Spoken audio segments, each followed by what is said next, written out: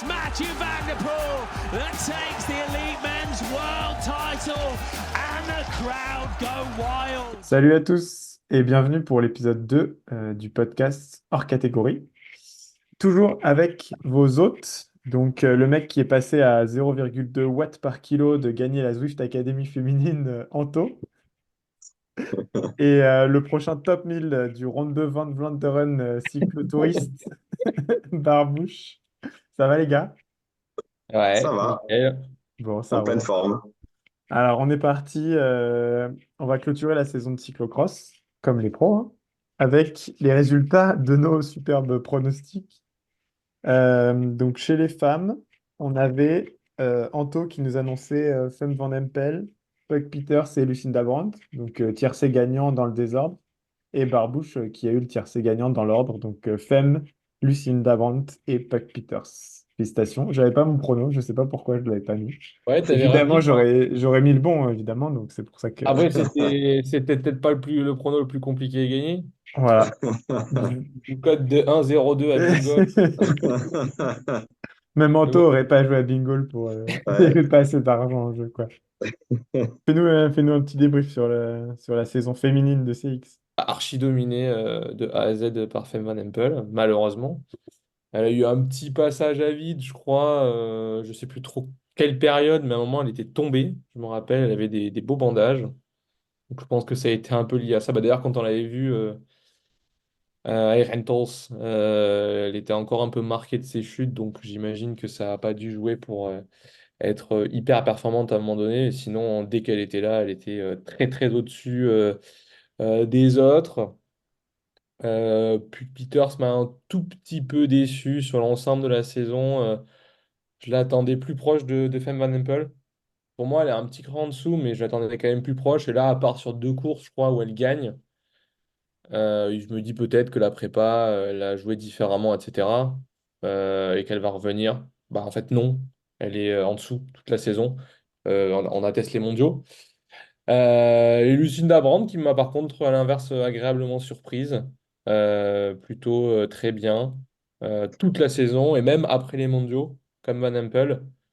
Voilà, après, Del Carmen Alvarado, Céline, bah, au début très bien, et puis moins bien. Et vraiment, la seule que je note qui m'a très agréablement surprise, que je ne connaissais pas, c'est vraiment Laura Verdonschot. Donc, je sais pas trop quel âge elle a en plus, mais potentiellement à suivre dans les années à venir. Surtout dans les parcours sable où elle a l'air de vraiment bien gérer le sable. Voilà. Donc Et voilà de mon analyse. 96, donc si on 80. calcule bien, Pas toute jeune non plus. elle est plus toute jeune quand même. Bon, eh ben voilà, elle m'a quand même surprise. Ok. Anto? Moi, j'ai juste une question. J'aurais bien aimé voir Shirin Van Anrooy, parce que c'est vrai qu'il y avait les trois. L'année dernière, il y avait les trois. Donc, il y avait Fem Van Empel, Puck Peters et Shirin Van Anrooy. Cette année, on l'a pas trop vu. C'est vrai. Bon, apparemment, elle s'était un peu plus focus sur la route. Ouais, On va parce que voir là, ce elle que fait ça top va. 5 Austrade quand même. Ouais, Ouais, ouais, on va non. voir. Et Puck Peters fait top 10 en ayant fait une, enfin, ou 12, en ayant fait une belle course d'équipe avec les Phoenix quand même. Ouais, elle explose un peu, ouais. Donc, Elle a même pas explosé. ouais, Et mais bon, faut voir Chirine, elle fait sa à première vraie Kurne, saison. à Kurne, elle fait 4, je crois, en ayant Ouais, pas je mal pense. roulé. Ouais. Donc, Ouais, ouais, mais je j'avais tapé Chirine Van Roy, t'as raison, Anto, mais c'est vrai qu'elle a été absente totalement, quoi. Pour ouais, finir aussi sur Céline Alvarado qui plafonne, quoi, qui fait un peu penser à Elise Orbit, fait un gros début de saison, marque beaucoup de points et qui essaye de maintenir un niveau, mais qui plonge en milieu, voire en fin de saison complètement, quoi. Les messieurs, donc le résultat, ça a été Mathieu Van Der Poel, Joris Nevenitz et Michael Van Torenhout. Anto, tu nous avais donné Mathieu, Pim Renard et Joris, donc 2 sur 3 avec un petit désordre. Hugo, Mathieu Van Der Poel, Joris Nevenhuis, Pim Renard, donc les deux premiers dans l'ordre. Et j'avais quand même réussi à choper, donc j'avais mis Mathieu Van Der Poel, Lars Van Der Haar et Michael Van Torenhout, et j'en ai eu 2 sur 3 dans l'ordre. Bah, du coup, Anto, tu nous fais un petit débrief, ce que tu as pensé de la saison de CX Homme. C'est-à-dire qu'à partir du moment où Mathieu Van Der Poel a été là, il n'y a pas eu de match. Clairement, après, on a un peu évoqué, mais c'est vrai qu'il Elise Herbit, peut-être un petit peu moins bien, qui a quand même deux belles victoires, parce il a la victoire de la Coupe du Monde, il a gagné le Super Prestige, qui est quand même très prestigieux pour le coup, comme son nom l'indique. Il a quand même encore un beau palmarès cette année, mais j'ai l'impression qu'il était un petit peu moins dominant sur les autres courses où il n'y avait pas Mathieu Van Der Poel et Wout van Aert. Donc, je pense que le débrief est là. Et après, une chose aussi à remarquer, c'est Michael Vantorenhout, qui finalement n'a pas fait beaucoup de performances, mais en fait, il a quand même bien ciblé ses objectifs, parce qu'il fait quand même champion d'Europe et bah, du coup, on l'a dit, troisième aux mondiaux. Finalement, il est quand même passé à travers un grand nombre de fois cette année, ou du moins il jouait l'équipier pour Elise Herbit. Mais en tout cas, quand il a ciblé des objectifs, ben, on voit qu'il est là. Mathieu Van Der Poel, très, très, très, très, très, très dominateur. La surprise, c'est qu'il a quand même vraiment archi dominé Wout van Aert. Après, comme je l'avais dit la dernière fois, pour moi, il est quand même un cran au-dessus. Mais là, c'était vraiment très marqué. Et Elise Herbit, effectivement, assez décevant. Les surprises des Trek, qui je trouve ont super performé cette année, tous. Ce qui n'est pas forcément le cas des années précédentes où Renard ou Nice faisaient des résultats un peu en dents de scie. Là, c'était quand même assez régulier. Et après, pour la première fois, j'ai continué à regarder le cyclocross après les mondiaux. J'avoue que d'habitude, j'ai un peu de mal à m'y remettre. Les stars sont partis, les parcours sont quand même beaucoup moins iconiques. Il y a toujours Lilleux là dans le sable. Après, il y en a deux, trois autres que je. Donc, À je retiens pas Bruxelles. le nom. Bruxelles, c'était pas Ouais, mal. Bruxelles, tout à fait. C'est vrai il est pas mal le parcours. Non, mais Lilleux, je le retiens parce que, bon, forcément, le truc s'appelle Lille et est en Belgique. Donc, je retiens bien le nom du lieu. Mais cette année, j'ai quand même regardé et j'ai été surpris quand même par Isorbic qui finit bien la saison. Alors qu'il est au mondiaux, il s'est quand même bien ramassé et que ça a dû quand même être un sacré coup sur la caboche. Donc, il a Sachant que bien la course, fini. il y a pas eu de truc particulier, quoi. Il s'est fait vraiment avoir à la Ah pédale, ouais, non, il était incapable de suivre. non, il n'y a Enfin, pas il de n'y a pas jeu eu de fait d'équipe. de jeu de, voilà, fait de course ou Non, quoi. rien. Non, non, il a juste été pas au niveau des autres. Et donc, il a quand même bien fini. Bon, bah, Vantouranaut, pardon. Lui aussi a bien fini, mais lui, c'était plus raccord avec ce qu'il montrait avant et pendant les mondiaux. Et 22 putes, qui en gagne deux. Donc, C'est ça sur ce que je voulais finir sur l'ouverture de l'an prochain et les jeunes, parce qu'on a vu, t'as dit que les Trek avaient tous bien performé, mais on a vu que Thibonis a bien performé en début de saison, puis après, est-ce qu'il est parti trop sur route, s'entraîner en lâchant un peu le CX? Parce que là, en fin de saison, et c'était Van de Puteux qui doit avoir aussi, qui a encore eu 23 ou 24 ans, c'est le enfin, même âge. pas du même âge, voilà. Du coup, est-ce que ça annonce un truc pour les saisons prochaines? Est-ce que c'est enfin la relève? Parce Je sais que pas, parce c'est que pas Iserbyt Renard, et Van Tourenout qui nous font rêver, quoi. ouais, mais Renard, il est pas si vieux non plus, hein. Je crois qu'il doit avoir peut-être un an de plus que Thibaut Nice. Donc je Renard, sais il a 22 ans, ouais, donc pas. Ouais. il est encore tout jeune, hein. Ok. Ouais. Par contre, la question que je me pose pour l'année prochaine et même pour les années suivantes, c'est vrai qu'on voit la relève Trek arriver. En revanche, pour la Powells, C'est qu'il y a concrètement, à personne, part hein. Elise Herbit et Michael Van Torenhout, derrière, on voit arriver personne. C'est vrai que Ryan Camp, bah, en plus, il est On est parti. parti. Donc c'est vrai que derrière, je vois pas qui pourra prendre le relais de ces deux-là qui commencent à un petit peu vieillir quand même. Ouais, Et il faut rajouter les nouvelles règles, je sais pas si vous avez vu. Les nouvelles règles UCI, Barbouche, je sais pas si tu as vu, c'est pour les obligation Coupes du Monde, d'aligner, ouais, obligation j'ai pas d'aligner lu. au moins trois coureurs par Donc, équipe pour prétendre au titre UCI Pro et au moins un coureur par équipe à chaque course pour prétendre au titre d'équipe UCI. Pour les Coupes du Monde, c'est ça, ouais. Ouais. Ok. J'ai vu qu'il y avait un durcissement, ok, Ouais. j'avais pas eu le temps. Ok, ah ouais, Donc, d'accord. on a vu déjà cette année, c'est Nils Van de Put chez Alpecin, par exemple, qui a fait toutes les courses. Enfin, le mec, c'est hallucinant, il a 60 jours de course entre décembre et janvier, quoi.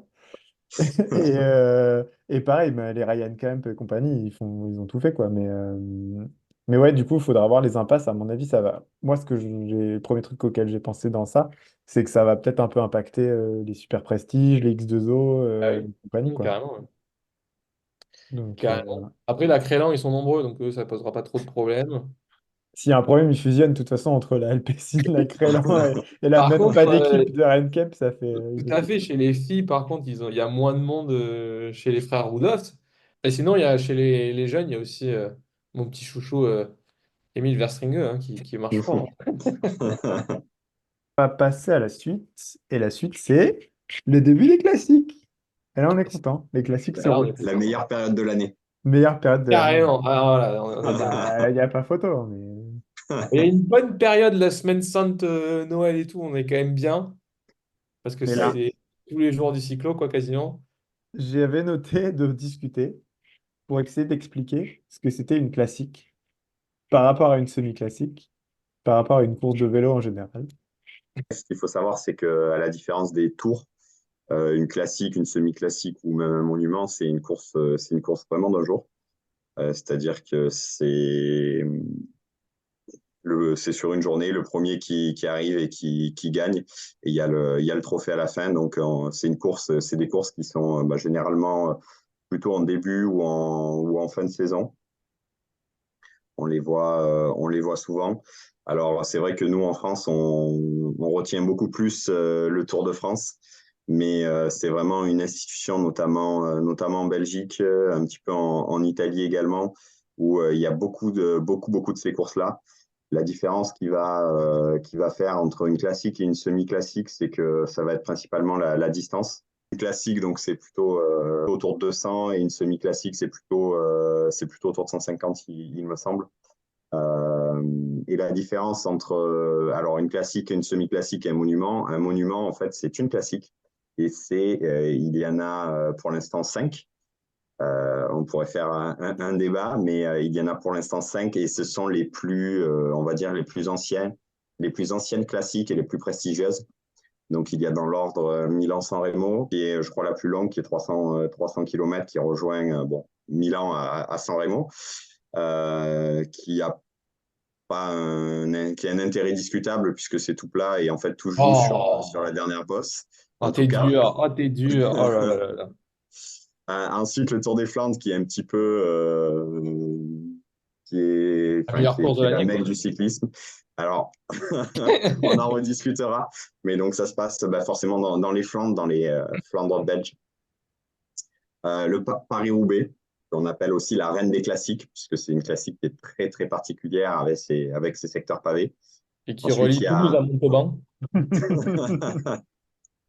il y a Liège-Bastogne-Liège. Donc, comme son nom l'indique, on part de Liège, on va à Bastogne et on va à Liège. Ça, c'est en Belgique également, mais côté Wallonie. Donc, c'est là où on parle français. C'est un peu plus montagneux. C'est vraiment un profil de course qui est complètement différent de l'autre partie de la Belgique, donc le Tour des Flandres. Et enfin, la classique des feuilles mortes, qui est le Tour de Lombardie, qui a lieu chaque année en toute fin de saison. C'est en septembre et généralement, c'est un petit peu la dernière course que font les principaux coureurs. C'est que c'est quand même très, très prestigieux de gagner une classique ou un monument. Le vélo, c'est pas que le Tour de France. Et certains ont quand même des palmarès très, très importants et n'auront jamais gagné le Tour de France. Et pourtant, c'est quand même des stars, c'est quand même des stars dans le vélo ou des stars dans leur pays. On a eu la semaine dernière le Omloop Het Nieuwsblad, le circuit Het Nieuwsblad. Donc je donne juste le résultat, après on discute de la course. Donc Jan Pratnik de Visma Bike devant Nils Politt. Et ensuite Wout van Aert qui a réglé le petit groupe qui était derrière. Et bien, surprenant. C'est le vainqueur qu'on aurait donné. Là, pour le coup, Bingle, ça aurait été plaisant de jouer ça. Surtout devant Polit en plus, parce que du coup, même Polit, c'était quand même surprenant. Bon, après, il y a quand même un peu des circonstances de course. Mais moi, ce qui m'a marqué sur cette course, c'est que personne n'a réussi à faire de différence, quoi. Ils sont vraiment arrivés, je sais plus combien ils sont à la fin, mais il y a un énorme groupe, je trouve, qui se tient. Donc après, ça se regarde et il y en a deux qui partent, quoi, et tout le monde les laisse partir parce que c'est pas de non ronflants. Du coup, ça part. Et puis derrière, ça roule pas parce qu'il y a Jumbo et UAE qui ont. Oui, non, je vois. C'est quand même de beaux noms, c'est quand même de beaux noms, mais Ouais, c'est pas comme c'était Laporte qui était parti avec Wellens ou ouais. Van Aert ou quoi. Donc ça se regarde un petit peu, et puis bon, le trou est fait derrière, et puis bon, Polit et Tratnik, c'est quand Ouais. même des sacrés rouleurs, quoi. Voilà, donc Ouais, surtout Polit qui part avec, enfin Tratnik qui part avec Polit, et Visma, ils étaient plutôt tranquilles, quoi. Ils savaient que ah oui, Polit allait rouler comme un animal jusqu'au bout et que Tratnik avait 200 mètres à sprinter. Et vu que, alors j'adore Polit, hein, c'est un très gros rouleur, mais c'est une chèvre en tactique et au sprint, c'était pas très compliqué. En plus, enfin bref, voilà. Ah, je vous laisse parler. J'étais un peu dépité de la tactique des Visma quand même sur cette course, quoi. et voilà, c'est ça qui m'a surpris, plus que personne soit capable de faire une vraie diff et que ça se regarde et qu'on arrive avec tant de personnes.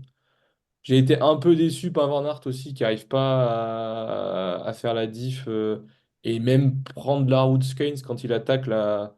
Bon, je me rappelle plus du col, enfin de la montée, mais je la vois très bien dans ma tête pour l'avoir fait déjà 2 fois du coup, mais je la vois très très bien cette montée qui fait bien mal aux pattes.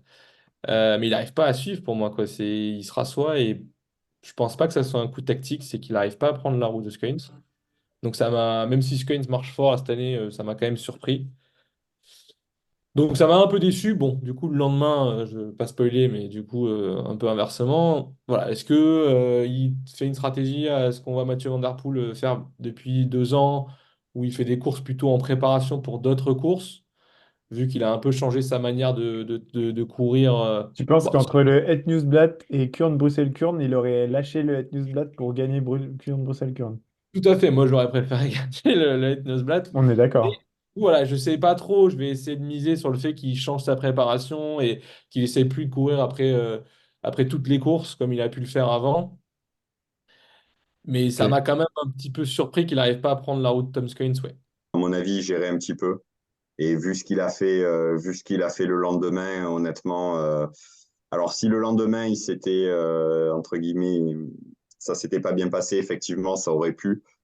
Maintenant, je pense que c'était plutôt il a géré la chose plus qu'une faiblesse de sa part. Mais après, on verra. Mais en tout cas, Kurn, enfin, ça a été quand même un récital de sa part. Donc, Kurn Bruxelles Kurn, pardon. Ça a quand même été un récital. Donc, je pense qu'effectivement, il ne prend pas la roue de Tom Skynes, mais je me dis que c'était peut-être pas la stratégie et qu'il a peut-être reçu un ordre contraire de la part de son directeur sportif.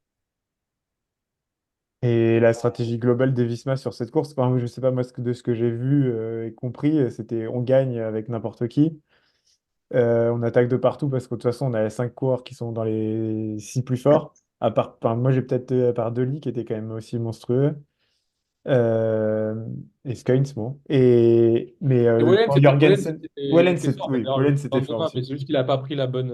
Apparemment, il y avait une chute ou je sais pas quoi au début, il a été bloqué. Mais... Mais moi, quand j'ai vu Jorgensen partir, j'ai pas trop compris. Et apparemment, ça a quand même été pas trop dans les consignes. Enfin, il y a eu plusieurs trucs à la Visma. J'ai l'impression que c'était un peu les Movistar à un moment, quoi. Ça partait dans tous les sens et ils étaient pas sûrs de gagner et ils ont serré les fesses parce que Tratnik contre Polic. Je rigolais tout à l'heure, mais bon, ils sont quand même même pas sûrs de gagner à la fin, quoi. Ouais. Et bon, tu sais d'où vient Ouais. Jorgensen, parce que c'est lui qui leur transmet les consignes d'équipe. C'est vrai que j'avais pas fait le rapprochement. Je me suis plutôt dit, il vient d'arriver dans l'équipe, donc il a peut-être pas encore compris comment ça marchait, mais Non, ouais, je pense que ils savaient qu'ils étaient forts, très forts, trop forts pour tout le monde. À mon avis, alors la tactique n'était pas la bonne, certes, mais en fait, ils avaient tellement une marge en termes de quantité et par rapport aux autres que je pense que c'est ça aussi qui a fait l'erreur. C'est vrai que quand on se croit un peu trop facile, quand on croit que c'est un peu trop facile, c'est là où on fait les erreurs. Et je pense que ça a été le cas. Ils avaient tellement de la marge. Enfin, on voit Christophe Laporte qui a, il est resté dans les roues. Enfin, il a fumé la pipe, quoi, globalement, comme on dit. Euh, je pense que c'est plutôt ouais, une très mauvaise tactique, mais c'est lié au fait qu'ils savaient qu'ils étaient largement au-dessus de tous leurs concurrents. est-ce qu'à un moment, ils vont pas devoir décider un peu plus de qui est mis en avant sur ces courses-là? Enfin, sur les plus grosses courses. Parce que là, c'est un peu leur course de prépa pour les grosses courses, les monuments dont on parlait. Bah, pour moi, pour les grosses courses, ça sera Van Aert, mais à part peut-être sur Roubaix, un peu la porte, mais même, enfin, je vois pas Van Aert lâcher quoi que ce soit. Donc pour moi, ça sera très clair que c'est sa course-là. c'est lui. Les autres courses, ils peuvent s'amuser un peu, essayer de voir qui est le plus fort, même si peut-être Van Aert est un poil plus fort, que Laporte arrive à prendre un coup, et voilà. Mais sur les monuments, ça sera Wout Van Aert, hein. Pour moi, il n'y a pas de débat, hein. On continue sur le Het Nieuwsblad féminin parce que Barbouche voulait absolument nous en parler. Donc vas-y, en 2 phrases, fais-nous le petit résumé du Het Nieuwsblad féminin. Non, bah, bon, je pense qu'on attendait tous Kopecky, qui allait maltraiter la concurrence, et finalement, bah, pas tant que ça. Et Marianne Vos, qui je sais pas si elle va de nouveau faire une saison monumentale, puisque Austrade, dont on parlait tout à l'heure, elle a quand même été un peu plus en dedans. Mais là, elle m'a vraiment franchement surpris. Chaque fois que Kopecky accélérait, elle était dans sa roue et ça bronchait pas, quoi. Vraiment, c'était pas très compliqué. Et derrière, elle s'est retrouvée dans un groupe à 4 avec bah, Shirin Van Anrooy, dont on parlait tout à l'heure, et Elisa Longo Borghini, qui a l'air de bien marcher aussi en ses débuts de saison. Et elle a été hyper bien tactiquement, elle a été forte, elle a su suivre à un moment donné. Donc, Kopecky a dû faire des efforts. Et au sprint, pour moi, il y a pas eu photo, quoi. Elle l'a vraiment battu nettement. Donc, chapeau à Marianne Vos. On passe au lendemain du circuit Het Nieuwsblad. Il y avait le Kuurne-Bruxelles-Kuurne qu'on a déjà rapidement évoqué, avec une victoire nette, si je ne m'abuse, hein, vous me dites si je me trompe, de Wout van Aert. Oui, bah, Ouais. en fait, Course. j'avoue que je pense que je suis arrivé trop tard, puisque du coup, je suis arrivé, c'était déjà 3 devant, avec une avance monumentale. J'ai dû prendre au même niveau que toi, Barbouche, parce que j'ai vu des longs relais à 3 et puis Sprint, quoi. J'ai vu avant, je les attaque jusqu'à la formation du trio. Et une fois qu'ils partent, en fait, derrière, ça se regarde, ça s'enterre. Et après, il restait trop de bornes. J'avoue, je pense que j'ai fait la sieste et j'ai récupéré 5 bornes de la fin pour regarder ce qui se passait, quoi. Enfin, une maîtrise assez globale de la Visma. Je ne sais pas si cette course restera dans les mémoires, quoi. On passe à mardi, on avait le Samin, qui est une semi-classique, tout à fait. avec grand favori Arnaud Delis, qui avait fait l'impasse sur Kurn-Bruxelles-Kurn pour se concentrer sur le Samin, et qui a eu des petits ennuis. Je ne sais pas si vous avez vu, à un moment, il a changé de vélo, une mécanique, et chute, et il Ouais. s'est très, très, très énervé. Et donc, Ouais, il était pas très content, ouais. il a fini comme ça finit sur un circuit, il a fini la boucle jusqu'à la ligne d'arrivée, puis il est parti, quoi. Il a pas fini la course. Voilà, qu'est-ce que j'ai même pas noté qui avait gagné. Lorenz Rex. Ouais. Voilà. Très très solide, Lawrence Rex. Et surpris par Morgado, du coup, même si effectivement, Ah, comme tout le monde, on attendait Arnaud Delis qui allait massacrer tout le monde, vu que sur le Hypnose Bat, il était très costaud. Quand tu regardes la start list, tu te dis, bon, bah, c'est pour Arnaud. Et puis, en fait, bah, il est tombé, donc effectivement, il était assez énervé après coup. Donc, ouais, assez surpris par Morgado. Je connaissais pas cet en sprinter. lui non plus, Euh, apparemment. C'est ce qu'il a dit en interview à la fin. Et le mec fait quand même donc le mec est quand même deuxième au championnat du monde espoir derrière Axel ouais, Laurence l'an dernier, quoi.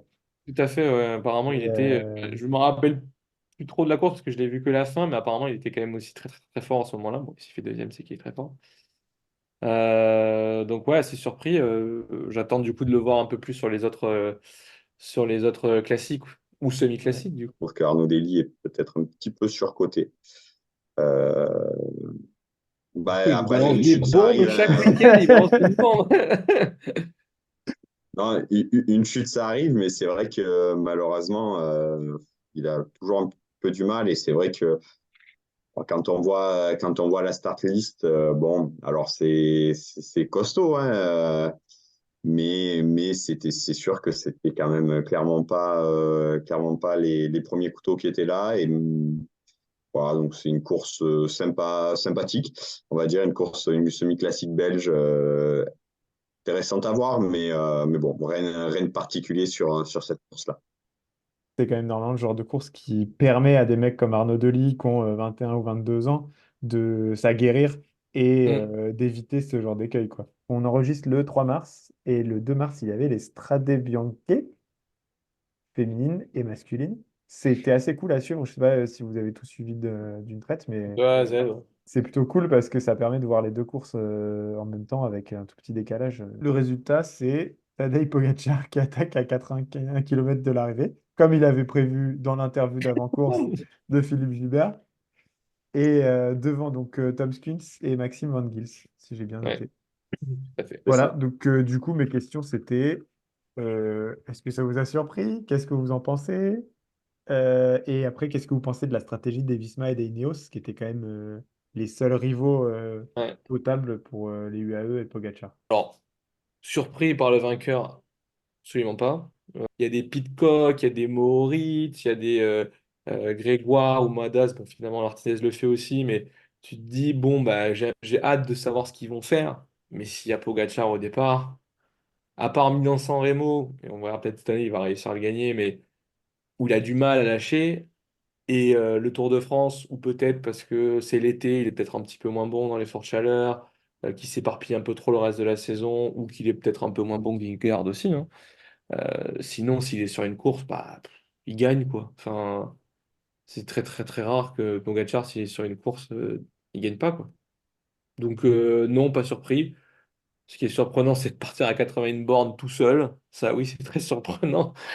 Et de faire 80 bornes tout seul. Voilà. Et de le faire à un rythme soutenu et sans jamais se mettre dans le rouge. Et bah, il a géré son truc, quoi. Donc assez impressionnant d'avoir fait tout ça. C'est très impressionnant ce qu'il a fait, mais c'est surtout lié par rapport à. Enfin, c'est un fait de course. On Mm. peut en reparler de la stratégie, mais à partir du moment où il a attaqué, tout le monde s'est regardé et Ah ça a ouais, arrêté de clairement. rouler. En fait, ils étaient déjà battus. La problématique, c'est qu'ils étaient déjà battus dans la tête. Et en fait, à partir du moment où il a attaqué, il a pris une cinquantaine de mètres. Ben, tout le monde a joué pour la deuxième place. Alors certes, c'est impressionnant, mais je crois que Ah oui, d'ailleurs, je crois clairement. qu'il a dit j'ai attaqué. En fait, il pensait, il voulait faire une première sélection. Je pense pas qu'il voulait partir tout seul pendant 80 bornes. Mais bon, après, à un moment, c'est la course. Lui avance, les autres derrière, on ne sait pas Ouais, ce qu'ils font, hein, parce que globalement, un Thomas Pidcock qui explique après la course qu'il était bien et que bah, il n'a pas suivi, ou il y en avait, je pense qu'il y en avait beaucoup qui avaient les moyens de le suivre. Mais c'est juste que derrière, en fait, ils étaient battus dans la tête avant le départ et que tactiquement, derrière, ils ont joué la deuxième place, c'est tout. En réalité, alors oui, c'est impressionnant parce qu'effectivement, 80 km seul. Maintenant, c'est pas 80 km seul comme a pu le faire Floyd Landis quelque chose comme ça. Là, c'était vraiment impressionnant. Là, effectivement, l'écart est monstrueux, mais je pense que c'est vraiment un fait de course et que les coureurs derrière se sont juste battus pour la deuxième place et n'ont jamais ne serait-ce qu'envisagé une seule seconde de la première. On va regarder le déroulé de la course complet. Quand on prend l'antenne, on est déjà, il n'y a plus que 25 coureurs, un truc comme ça. Donc il y a déjà eu une première sélection qu'on ne voit pas. Et on a quelques UAE. On a les Visma encore qui sont nombreux. Et on a 2-3 Ineos. ouais. Quand Pogacar s'en va, ça se regarde. Déjà, il prend 30 secondes, 40 secondes facile, sans rien faire. Et derrière, c'est Ineos qui fait la chasse, alors qu'ils sont deux avec un Pidcock qui n'est pas monumental depuis le début. Donc c'est compliqué d'être hyper motivé. Et il y avait au moins trois jumbo. Il y avait un UAE qui venait, bah, Wellens qui était quand même hyper fort, qui sautait sur le moindre Mhm. sourcillement, il sautait dessus. Et les Visma qui regardaient tout le monde faire alors que c'était à eux de bosser. Et personne qui a eu le courage, entre guillemets, d'arrêter complètement et de dire, mais Visma, allez-y, si vous voulez gagner un moment, les gars, faut se bouger, quoi. Ah, mais après, est-ce qu'ils étaient si forts? Parce que Visma, il y avait qui? Il y avait Jorgensen? Non, je dis des bêtises. J'ai vu Oui, Valter, Laporte, Il y avait ouais, il y avait Laporte, Laporte qui est quand Acus même, aussi. qui Mais avait Cus, il a même pas qui a fini. abandonné, ouais. Valter, Valter. il a sauté alors que Alter, ça aurait pu. voilà, en fait, moi je pense Alors que que c'est c'était ça le le leader de problème. l'équipe, Oui, c'est apparemment. ça, je pense que c'est ça le problème. Quand tu te bats pour Active Alter, t'es peut-être moins motivé que pour Wout van Aert, quoi. Qui est-ce qui prend le relais, qui est-ce qui fait quoi. Alors oui, effectivement, peut-être ils auraient dû, je pense, se dire, bon, bah, tant pis, Valter explose et on joue tout pour Christophe Laporte. Visiblement, ils ne l'ont pas fait et je pense qu'ils ont misé sur le mauvais cheval à la base. Un groupe de chasse, qu'il y a quand même Cosnefroy qui est tout seul, Bardet qui est tout seul, Martinez, après Madouas revient, s'en va, machin. Laporte potentiellement, tu dis, il y a 4-5 Français, les mecs, ils peuvent pas s'arranger pour rouler ensemble ou essayer de faire un truc. C'est quand même dommage. Ça m'a vachement étonné de me dire, il n'y a pas des alliances de circonstances qui peuvent se faire. Il y avait tellement de mecs tout seuls. Bah, en fait, si tu vois que les Visma, ils font rien, soit t'arrêtes complet et tout le monde perd, c'est ce qu'ils ont fait. soit tu te dis, bordel, faites une alliance. Enfin, les DS, ils sont là aussi dans les voitures, ils se connaissent tous, ils ont Hmm. tous les téléphones. Ça m'a paru hallucinant quand même de lâcher aussi vite. Sachant que Pogacar, il n'allait rien bouger. Enfin, tu vois, qui pouvait en fait, même tout Pogacar qu'il est, ils peuvent le contrôler. Ils étaient quand même une quinzaine, quoi. Ouais. Ils avaient largement de quoi le contrôler, mais je pense que après les alliances, malheureusement, on voit qu'en vélo, c'est pas à autant en tout cas, ça marche pas. C'est clair que Ouais. tout le monde était un petit peu tout seul en réalité et que ça aurait pu marcher. Et si vraiment tout le monde l'avait joué intelligemment, honnêtement, je pense qu'ils auraient pu le contrôler et le laisser s'épuiser.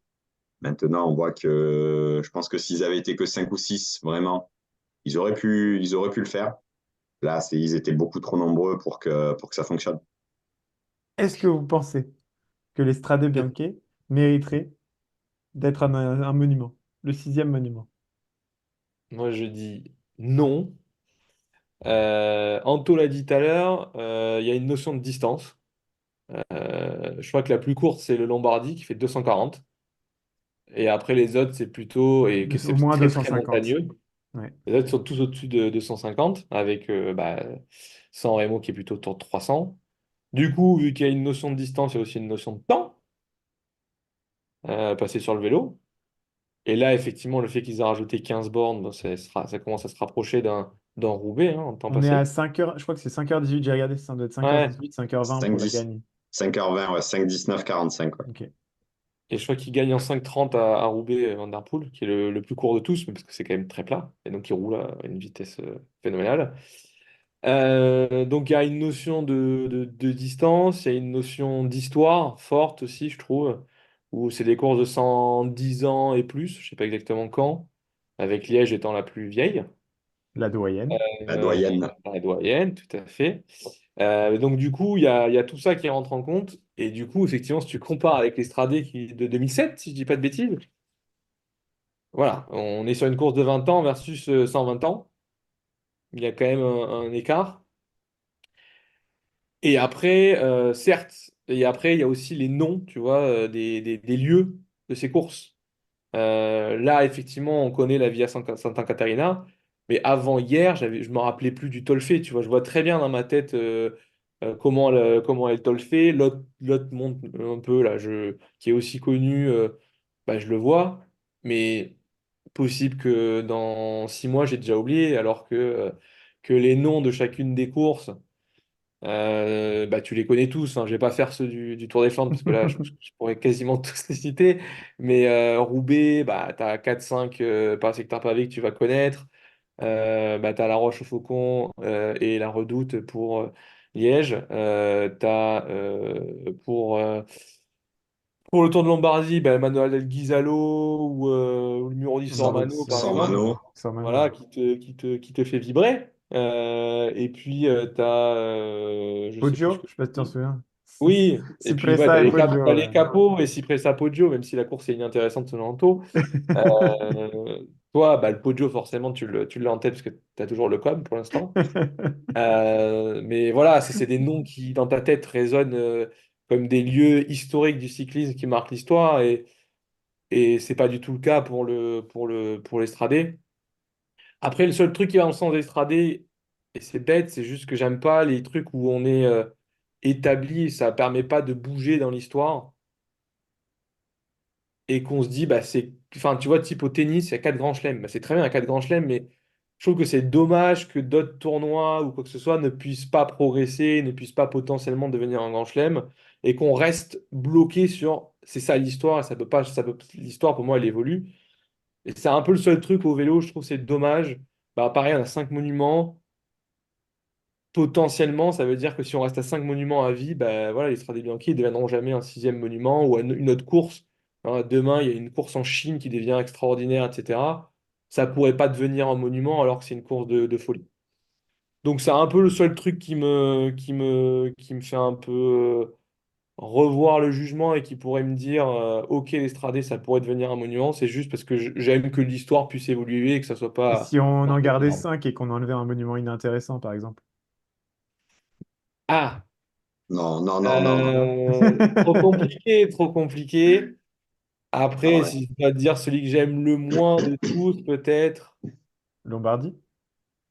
Non, j'aime le Lombardie parce qu'il est tard dans la saison et qu'en plus les paysages sont incroyables. Enfin, du coup, moi j'ai fait du coup juste le Muro di Mano et Madonna del À pied, hein. Ghisalo à pied, voilà. C'est pas Madonna del Ghisalo, ça je l'ai fait. Bon, c'est pas trop compliqué à monter, mais le paysage est juste incroyable. T'es au-dessus du lac de Com et tout. Enfin, c'est trop beau.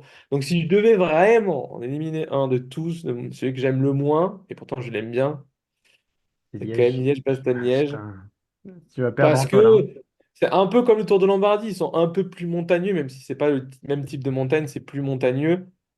Et après, c'est une question de paysage, quoi. Enfin, le Tour de Lombardie, en termes de paysage, c'est plus beau que Liège-Bastogne-Liège. Voilà. Voilà, je trouve que ce qui manque au Stradé, c'est vraiment des moments marquants. Comme il y en a sur le Giro, comme il y en a sur le Tour. D'ailleurs, en Tour d'Espagne, il y en a un petit peu moins. C'est pour ça que c'est quand même le moins coté des trois grands tours. C'est par contre des moments sur Paris-Roubaix, des moments sur Tour des Flandres, alors sur Milan-San Remo peut-être un petit peu moins, mais c'est voilà, concrètement ce qui manque, c'est des moments d'histoire et que alors peut-être qu'il y en aura à l'avenir parce que je pense que c'est pour moi c'est la plus belle course hors monument et hors grand tour. Je préfère clairement regarder un Stradé que ne serait-ce qu'un Un Moop Samin. Plat ou un Slamin. Voilà, clairement, je pense que c'est la meilleure des courses hors monument et hors grand tour. Il y a un potentiel monumental, ne serait-ce que l'engouement. Vous avez vu les deux, trois dernières bosses, c'était Mmh. incroyable le monde qu'il y avait, alors que la météo était quand même pas au top. Il y a un potentiel. Et après, la question aussi, je pense, qu'il se pose, c'est d'équilibrer, parce que ça ferait trois monuments en Mmh. Italie.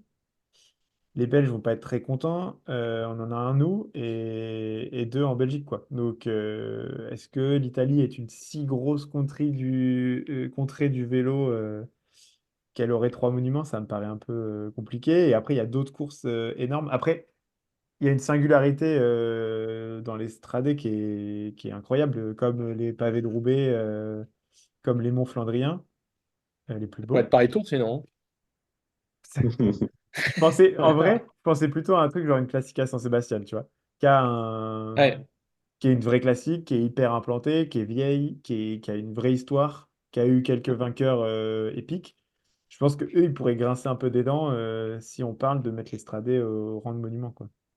Il y aurait aussi énormément de monuments en peu de temps. Déjà que là, entre Milan-San Remo et Liège, tu as à peu près 2 mois, un peu moins, puisque c'est début mars et fin avril. Et après, tu as le Lombardie qui est très très loin dans le temps. Là, ils sont rajoutés fin février, début mars, jusqu'à fin avril, tu as 5 monuments. Puis tu as le sixième fin octobre. Je trouve ça un peu dommage. Ouais. C'est le seul truc J'adore, mais d'un autre côté, je trouve qu'il y en a vraiment. Ils sont hyper rapprochés, quoi. Et après, tu te dis, ah ben maintenant, j'ai fini Liège, c'était trop cool. Faut attendre le Tour de Lombardie pour en avoir le cinquième, quoi.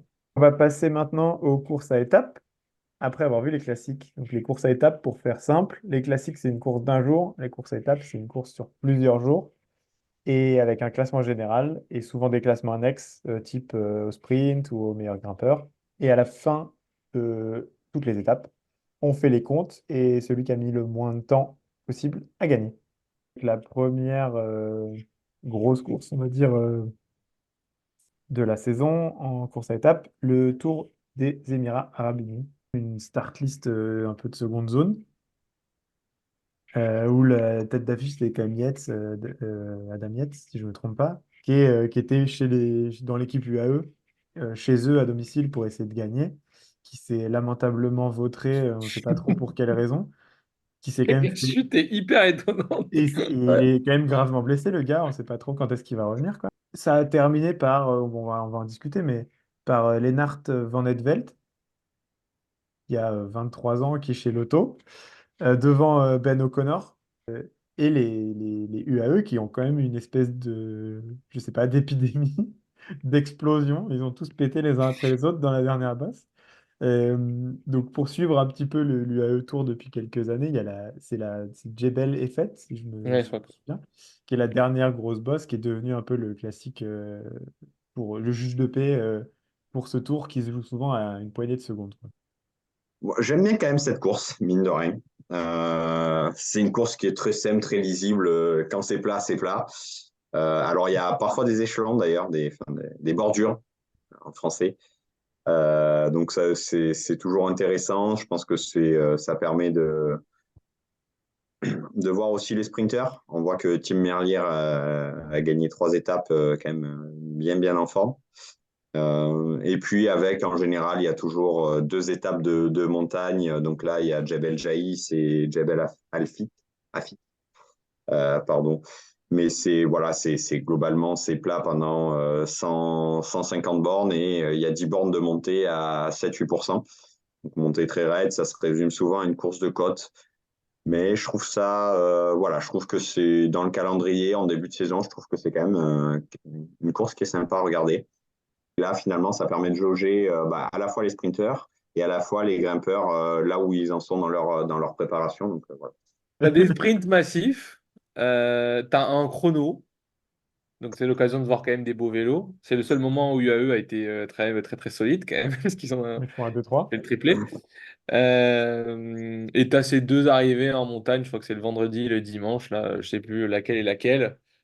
Une un peu plus pentue que l'autre un peu plus roulante. Bah, d'ailleurs, où c'est Bjerg qui fait le train et Ben O'Connor qui s'impose. Donc surpris du vainqueur, surpris surtout des UAE qui explosent tous. Bon, effectivement, je pense que si Yates va au bout, il gagne sans problème. Bon, bah, après, les circonstances de course font qu'il va pas au bout. Mais quand même surpris que Jay Vine ou McNulty soient pas capables d'être devant et qu'ils explosaient littéralement tous les deux. Lennart Van Edvelt, il sort d'où? Il a quand même quelques références. Je crois qu'il a gagné le général, je sais pas mal, le général l'Alpizer Tour ou des généraux comme ça, qui sont des belles courses chez les jeunes, bien montagneuses. Donc il a quand même quelques belles références. On commence par Paris-Nice, puisque ça a commencé aujourd'hui, avec la victoire d'Olaf Koy au sprint. Je pensais que ce serait Pedersen qui gagnerait, mais je trouve qu'il a pas, enfin, il lance trop tôt, quoi. Quand on voit que Cofidis, la tactique de Cofidis qui a amené sur un plateau Pedersen, des Cofidis et AG2R d'ailleurs, des Decathlon AG2R, j'ai pas du tout compris leur stratégie. J'ai du mal à croire quand même que sur un sprint en boss, Brian Cocard et Sam Bennett pouvaient battre Pedersen. Pedersen. Après, bon, finalement, il a été battu, mais clairement pas par les deux. Et on a les gros favoris. Donc on a Remco Evenepoel, Primoz Roglic, Joao Almeida. Je me suis permis de mettre David Gaudu et Mathias Kelmose. Est-ce que vous en avez noté d'autres? Est-ce que ça vous va comme favori pour la victoire finale? S'il y avait eu Ben O'Connor, peut-être, mais. Ah, il est sur Tirreno, je l'ai noté, hein. On en parle après. Non, je trouve que c'est bien et je trouve que t'es dur avec Godu. Je trouve qu'il marche plutôt bien au début de saison en général jusqu'à Liège. Et l'année dernière, il C'est cool est. puisqu'on lui demande d'être en forme autour. C'est nickel, quoi. Un bon plan d'entraînement à la FDJ, comme on aime. Tu fais bien de le mettre dedans. Après, non, il n'ira pas gagner, c'est sûr. Oui, la victoire va se jouer entre Roglic et Evenepoel. Et malheureusement, je suis pas fan de Paris-Nice. En vrai, c'est pas une course qui m'enthousiasme beaucoup. Je préfère Tirreno. Mais, euh, mais ça va être un peu les Roglic et Evenepoel. Enfin, je crois voir ce qui va se passer dans ma tête dès qu'il va avoir une arrivée, quoi. Ça va être, ça va rouler à 500 mètres du but, ça va se mettre une énorme attaque à deux, quoi. Donc c'est un peu le genre de course que j'aime pas et j'aime pas trop quand il y a Roglic et Evenepoel. C'est un peu le même profil. Je sais plus sur quel tour justement où les deux étaient là, je crois que c'était en Espagne. Et il y avait 3 ou 4 arrivées au sommet et ça a toujours Ouais. été la même chose. En gros, le train, ils font une petite attaque, ils se retrouvent à deux et puis après ils se font le sprint à deux à la fin. Un coup Ouais. c'est Evenepoel, un coup c'est Roglic. Je pense que ça va C'est vrai que être. pour le coup, ils ont quand même un profil assez similaire sur ça, où c'est pas les meilleurs grimpeurs du monde. Ils arrivent quand même à tenir tête aux très bons grimpeurs et ils ont un punch supérieur aux autres, quoi. Il faudra voir le résultat parce qu'il y a un TTT, Ah contre-la-montre par oui. équipe, C'est vrai? et pas de contre-la-montre individuel. Sur les... Vu les écarts qui se mettent Roglic et Evenepoel à chaque montée, à coup de secondes de bonification par-ci, par-là, oui, c'est sûr que le moindre écart de 20-30 secondes sera dur à les récupérer, quoi. Étant donné qu'ils ont le même profil, je pense que tout va se jouer sur le contre-la-montre par équipe. On va parler de Tirreno Adriatico pour terminer. Dans les favoris, ça va vous surprendre. Le premier va vous surprendre. Un certain Danois Jonas Vingegaard, Juan Ayuso, et ensuite les têtes d'affiche Ben O'Connor, Henrik Mas, Tom Pidcock et Tao Geoghegan-Hart. Il y a Dani Martinez aussi, en effet. Vingegaard, on voit l'année dernière sur Paris-Nice, il n'a pas été extraordinaire. Il avait déjà dominé au Grand Camino.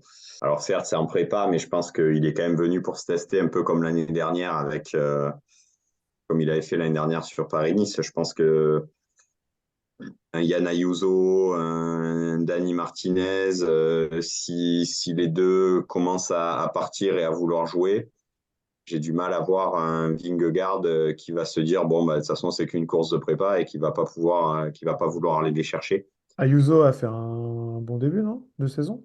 Pour l'instant, c'est bon, Classica, Juan, 20e. Sinon, c'est deuxième du contre-la-montre de la Ruta del Sol. Premier de Ah, la le truc Fon de 5 Ardèche. km là? Deuxième de la Drôme Classique. Et troisième du Trofeo Legelia. Donc, bon, on peut dire que c'est quand Ouais, même une saison qui est solide. Enfin, Ayuso, on parle d'une espèce normalement de prodige qui est censé gagner les grands tours. Et bon, là, il gagne pas. Je croyais qu'il avait gagné à Dromardèche. Il fait deux derrière Grégoire. Il gagne l'Ardèche et il fait deux derrière la Drôme, Ah, ok. derrière Vélens. Ok, On dans essaye Poséidon. de terminer par les pronos. On va dire le top 3 pour Paris-Nice et top 3 pour Tirreno. Donc Remco Evenepoel. Devant Primoz Roglic, David Gaudu. Remco Evenepoel devant Primoz Roglic, Joao Almeida. Si je mets Roglic en premier, Remco Evenepoel en deuxième. Et je vais mettre Skelmose en troisième. On termine ce podcast avec les pronos pour Tirreno Adriatico. Jonas Vingegaard, Dani Martinez et un Yann Ayuso en 3. Vingegaard, Ayuso et Dani Martinez. Vingegaard, Ayuso en 2. Romain Bardet. On va clôturer le podcast pour cet enregistrement-là. Et voilà, on espère que ça vous a plu. N'hésitez pas à vous abonner. Merci les gars, et on se fait ça bientôt. À plus. Ouais, À merci bientôt, à merci tous. beaucoup. Salut.